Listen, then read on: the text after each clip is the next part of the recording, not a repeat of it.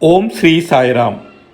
April 22, 2026 சுவாமி வழங்கும் இன்றைய அருளமுதம். பிரேமை உயிர் போன்றது, தெய்வீகமானது.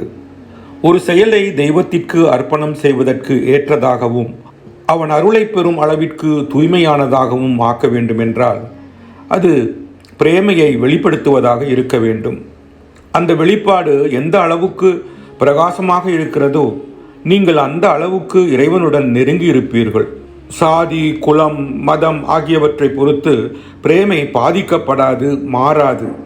பொறாமை, வன்மம் அல்லது வெறுப்பு ஆகியவற்றால் அதை களங்கமடைய செய்யவும் முடியாது.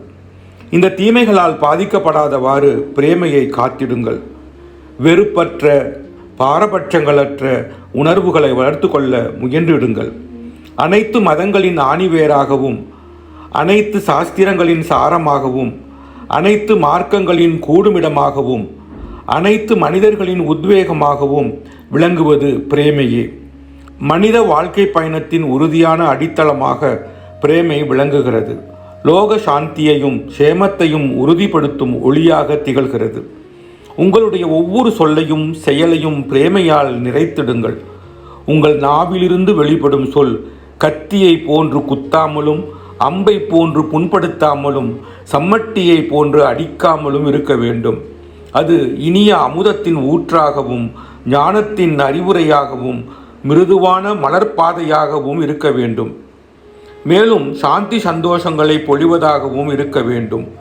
தெய்வீக அருளுரை, ஜூலை 29, 1969.